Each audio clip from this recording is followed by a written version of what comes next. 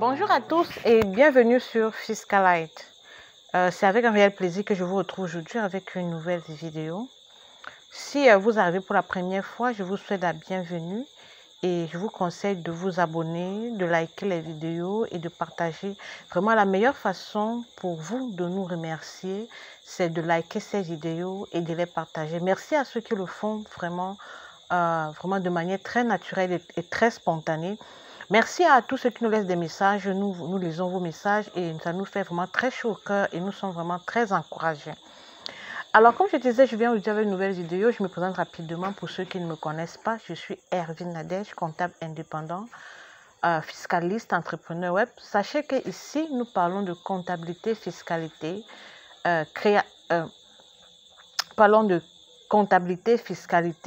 gestion d'entreprise, mais aussi création de richesse. En bref, tout ce qui tourne autour de l'entreprise. Aujourd'hui, nous voulons parler du seuil de rentabilité. Alors, c'est quoi le seuil de rentabilité? Pourquoi parler aujourd'hui du seuil de rentabilité? Quelle est l'importance du seuil de rentabilité pour une entreprise? Le seuil de rentabilité représente le niveau de chiffre d'affaires que l'entreprise doit réaliser au cours de l'exercice comptable pour obtenir un résultat mieux. En dessous du seuil de rentabilité, l'entreprise est déficitaire, donc l'entreprise fait des pertes. Au-dessus du seuil de rentabilité, elle est bénéficiaire. Il correspond à l'objectif minimum pour ne pas perdre de l'argent. Alors, je vais d'abord m'arrêter ici pour dire que lorsqu'on a une entreprise, déjà, c'est quoi le chiffre d'affaires? Le chiffre d'affaires, ce sont les ventes, les recettes, en fait. C'est ça qu'on appelle le chiffre d'affaires. Lorsque on a une entreprise, nous avons vu sur Fiscalite, on a parlé des objectifs, se fixer des objectifs et tout.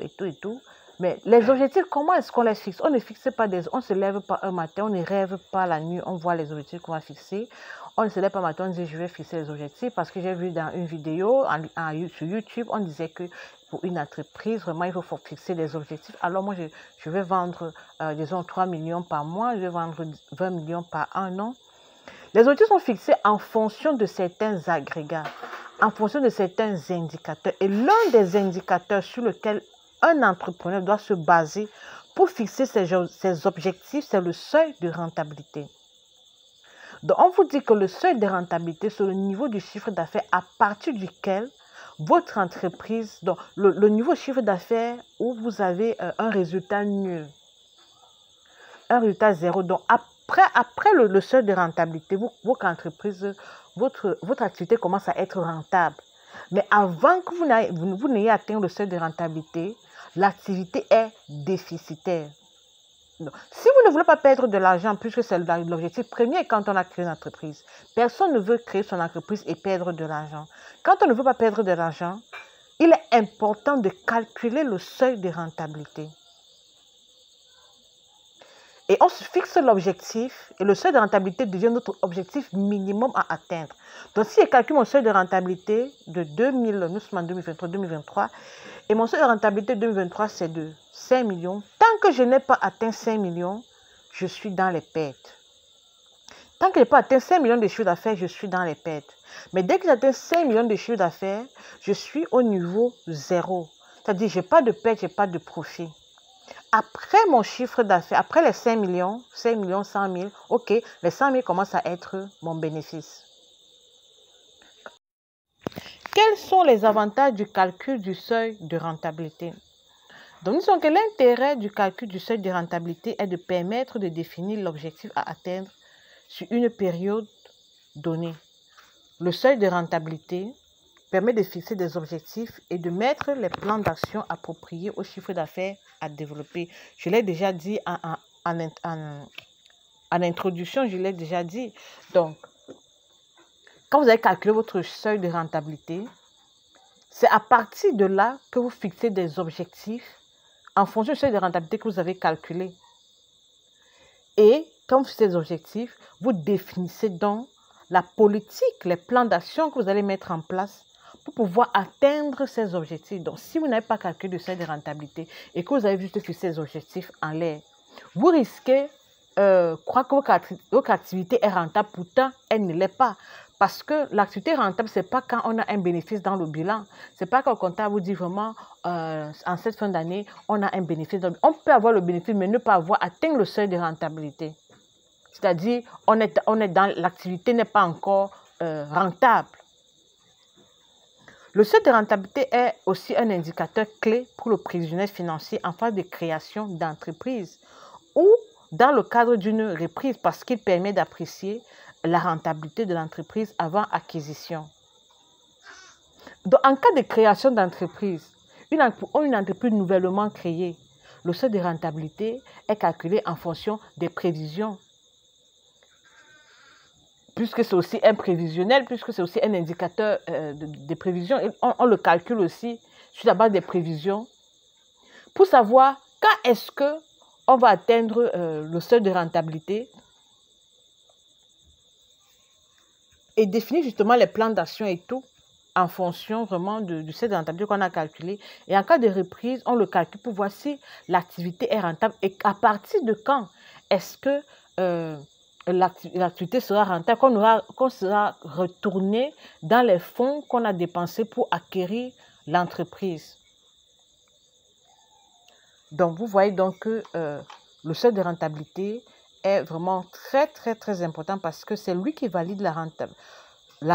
Comme il s'appelle le seuil de rentabilité, c'est lui qui valide la rentabilité d'une entreprise au vu des objectifs de vente définis par l'entrepreneur. Le seuil de rentabilité, nous devons aussi savoir qu'à chaque modification intervenant sur l'exploitation de l'entreprise, par exemple, les investissements, si pendant que l'entreprise est en train de... Si en cours d'année, il y a de nouveaux investissements, s'il y a l'embauche d'un nouveau salarié, les charges supplémentaires imprévues, etc., le chef d'entreprise doit recalculer son seuil de rentabilité afin de réajuster sans cesse et de prendre les décisions qui s'imposent pour rééquilibrer l'activité. Vous voyez, quand on parle de tableau de bord, je ferai une vidéo sur le tableau de bord, si Dieu le permet. Le seuil de rentabilité, c'est aussi un indicateur. C'est un indicateur, donc c'est un peu un indicateur justement qui apparaît seulement dans les tableaux de bord. Donc, vous avez calculé que le seuil de rentabilité, par exemple, en janvier et qu'en mars, vous faites de nouveaux investissements. Puisque le seuil de rentabilité, on va le voir plus bas. Tiens, prends en compte les charges variables et les charges fixes. Quand vous faites de nouveaux investissements, ce sont des charges que vous avez engagées qui n'étaient pas prévues. Quand vous embauchez un nouveau salarié, ce sont des charges qui n'étaient pas prévues quand on calcule le seuil de rentabilité. Dans ce cas, il faut recalculer le seuil de rentabilité. Sinon, on risque de se tromper à la fin. On risque à la fin de croire que peut-être qu'on a atteint le seuil de rentabilité. Pourtant, on ne l'a pas atteint parce qu'il y a des événements imprévus affectant, modifiant même ce seuil de rentabilité qui se sont passés en cours d'exercice dont on n'a pas pris en compte. Donc, quand il y a des modifications qui interviennent dans l'exploitation de l'entreprise, il faut recalculer le seuil de rentabilité. C'était juste une petite précision avant qu'on avance. Maintenant, nous parlons du seuil de rentabilité et du point mort. Vous allez voir le seuil de rentabilité, voir point mort. C'est quoi la différence? Dans le calcul de rentabilité d'une entreprise, il ne faut pas confondre le seuil de rentabilité et le point mort qui sont deux éléments différents.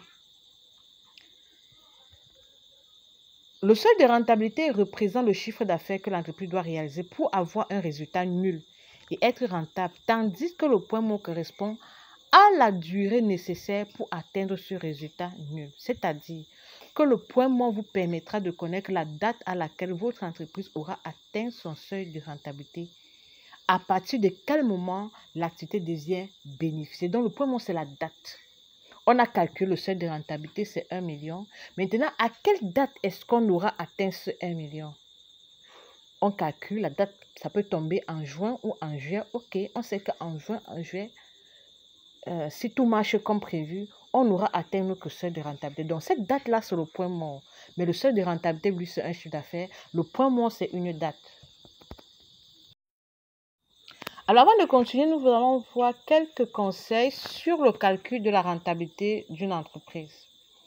Donc, quand vous voulez calculer le seuil de rentabilité, il faut toujours raisonner en hors taxe parce que la TVA n'est ni un enrichissement ni un appauvrissement pour la société. Donc, il faut raisonner en autre axe. Pour le calcul des charges fixes, pensez à arrondir au montant supérieur en prévision des augmentations chaque année. Donc, il faut penser à arrondir les charges fixes en valeur supérieure, donc en prévision, quoi. Pensez à prendre en compte l'imprévu pour éviter les désagréments. Exemple, un matériel qui se détériore avec le temps, la casse, les indemnités pour un employé qui part, pour éviter ainsi les pertes de productivité. Il ne faut surtout pas hésiter à décliner le point mort par trimestre, par mois, par jour, pourquoi pas, en regard de N-1 par exemple, et surtout de suivre ces chiffres régulièrement pour éviter le scénario catastrophe et permettre d'anticiper au maximum. Écoutez, il y a les entrepreneurs, quand on insiste, c'est que c'est important, il y a des entrepreneurs, il y a des personnes, ils vont dépenser de l'argent pour qu'on fasse des prévisionnels, qu'on fasse des calculs, qu'on leur fasse un tableau de bord, etc. Mais après, c'est bon, il va le mettre au fond de ses tiroirs et basta. Il continue à gérer son entreprise comme si de rien n'était. Il a oublié qu'on a fait des calculs au départ. Alors, il fonctionne comme si de rien n'était. Non. Quand on a calculé le point mort, quand on a calculé le seuil de rentabilité, il faut suivre le chiffre d'affaires régulièrement. C'est pourquoi, ici, dans les conseils, je vous dis, il ne faut pas hésiter à le calculer, même trimestriellement, mensuellement, et par jour, parce que c'est quelque chose qu'il faut suivre, c'est un objectif à atteindre. Si on s'écarte, si on enlève, si vous retirez vos yeux de votre objectif, vous risquez de ne pas l'atteindre. Vous risquez oublier le chemin que vous aviez prévu d'emprunter. C'est pourquoi il ne faut pas ôter votre point mort du regard. Il ne faut pas ôter votre seuil de rentabilité du regard. Quand vous l'avez calculé et vous vous focalisez dessus, en fait. Pour le calcul du seuil de rentabilité, il y a la notion de charges variables et de charges fixes qu'il faut comprendre. En effet, le seuil de rentabilité est un indicateur de gestion obtenu en décomposant les charges de l'entreprise. Dans ce contexte, il faut savoir distinguer les charges fixes qui ne varient pas selon le volume de chiffre d'affaires et les charges variables qui sont fonction du niveau de chiffre d'affaires obtenu. Les charges fixes, appelées également charges structurelles ou charges de structure, sont indépendantes du niveau de l'activité de l'entreprise. Le montant des charges fixes demeure stable. Il ne varie pas en fonction du niveau de vente ou de production de l'entreprise.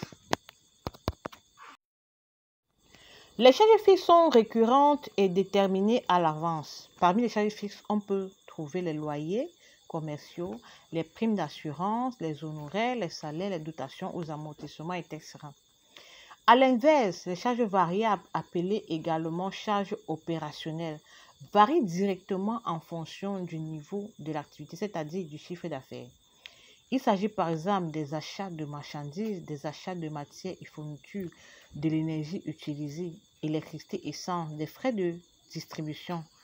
Mais il y a un bémol, certaines charges peuvent être mixtes, c'est-à-dire semi-variables et semi-fixes. Ces charges comportent ainsi une partie fixe et une partie qui varie en fonction du niveau d'activité. Le niveau d'activité ici, c'est le chiffre d'affaires, ce sont les ventes, ce sont les recettes. Vous êtes d'accord avec moi que le montant du loyer, si vous êtes un entrepreneur, si vous avez vos bureaux, votre montant du loyer ne change pas. Que vous fassiez un chiffre d'affaires de 1 million ou que vous fassiez un chiffre d'affaires de 100 millions, le montant du loyer ne changera pas. On est d'accord. Le montant du loyer ne changera pas. Donc, le loyer constitue une charge fixe. Par contre, le montant de l'électricité peut changer. Si vous travaillez, peut changer, puisque le volume de travail augmentant, probablement les machines vont rester allumées plus longtemps que d'habitude. Vous allez certainement acquérir de nouvelles machines parce que votre volume d'activité a augmenté. Les salaires vont certainement augmenter parce que plus le volume d'activité augmente, plus vous aurez besoin du personnel pour travailler. Donc, c'est ça la différence entre les charges variables et les charges fixes. Donc, quelques terminologies avant le calcul de notre seuil de rentabilité, parce que sur cette chaîne, je sais qu'il n'y a pas que des comptables, il n'y a pas que des étudiants en comptabilité, mais il y a aussi des profanes, ceux-là qui ne connaissent pas vraiment, qui ne s'y connaissent pas en comptabilité, qui n'ont pas de notions, etc. C'est pourquoi nous allons voir d'abord quelques terminologies. Donc, d'abord, CA, c'est le chiffre d'affaires, puisque nous voulons faire des calculs, on veut poser des formules. CA chiffre d'affaires, CF pour charge fixe, CV pour charge variable, MCV pour marge sur coût variable, TMCV pour taux de marge sur coût variable, PM point mort, SR seuil de rentabilité. Ce sont des terminologies conventionnelles que vous retrouverez partout dans tous les livres, que ce soit les livres de comptabilité ou bien dans les recherches sur les recherches sur Internet, vous allez trouver cette terminologie. Bon, maintenant, formule et calcul du seuil de rentabilité et du point mort. Pour calculer le seuil de rentabilité, il faut commencer par calculer la marge sur coût variable, MCV. La marge sur coût variable donc sera égale au chiffre d'affaires moins les charges variables.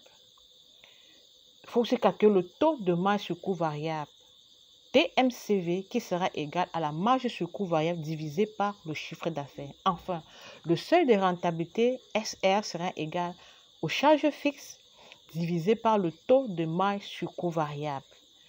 Le point mort, quant à lui, en nombre de jours, sera égal au seuil de rentabilité divisé par le chiffre d'affaires annuel divisé par 365, nombre de jours de l'année.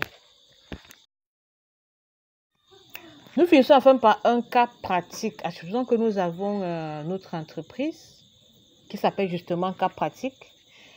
Les charges fixes de cas pratique sont de 57 000 francs CFA. Nous sommes en zone CEMAC à Cameroun. Nous utilisons le CFA. Donc, les charges fixes sont de 57 000 francs CFA. Les charges variables de 27 500 francs.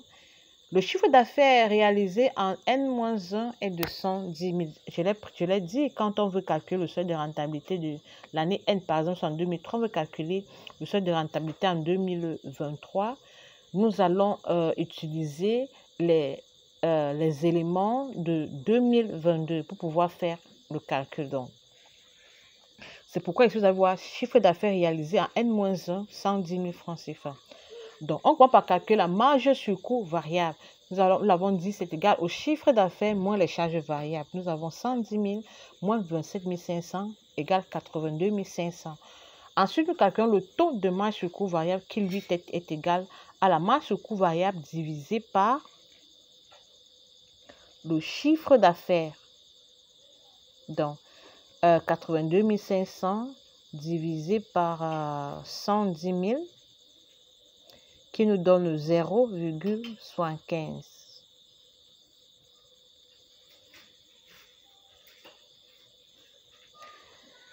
Notre seuil de rentabilité donc sera égal à 57 000 francs chiffre d'affaires divisé par le taux de marge sur coût variable égal à 76 000 francs CFA.